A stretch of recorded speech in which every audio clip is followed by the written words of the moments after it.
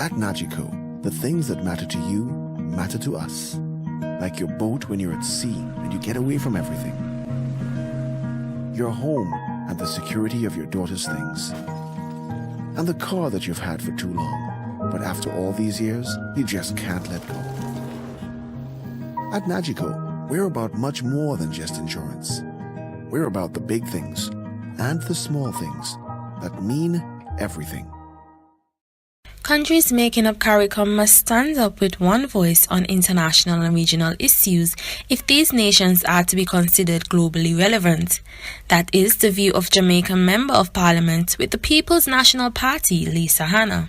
Hanna was the keynote speaker at the New Year's Gala organized by the St. Kitts and Nevis Labour Party, held at the St. Kitts Marriott Resort.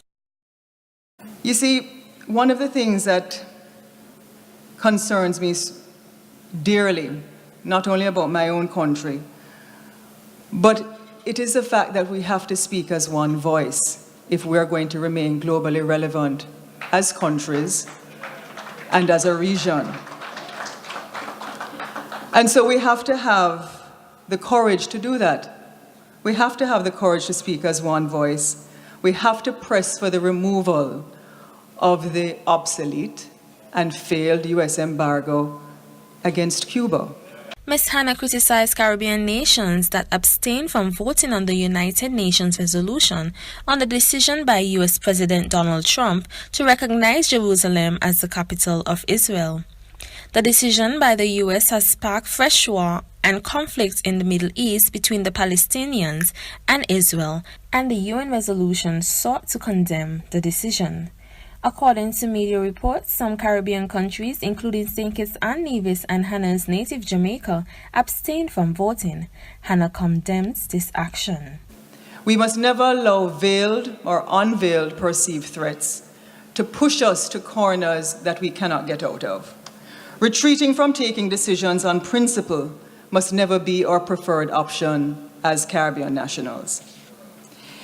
In the absence of any public explanation for the sudden turn of face, my country took a recent vote at the United Nations on Jerusalem, and it can be taken only as a retreat from principle, a retreat from courage. Abstention, whether verbally or physically, cannot be the basis on sound, strategic, or principled regional foreign policy direction. The PNP MP also addressed the issue of climate change, which she said the Caribbean must tackle, despite pronouncements by President Trump that the weather phenomenon is fake. Ms. Hanna praised the ideals of her party, which forms a special bond with the Labour Party in St. Kitts, as having a track record of standing by principles even in the face of opposition. The Right Excellent Norman Manley, even before Jamaica was independent, stood up in the face of a number of different atrocities and said we would not trade with South Africa, an apartheid South Africa. We were the first country in this part of the world to do it, and we were not independent.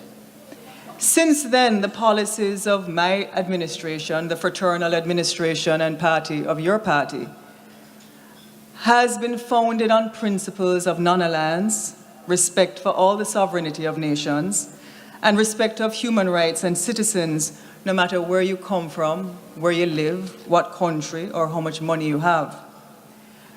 When it was detrimental to stand up for Cuba and China, our region did it.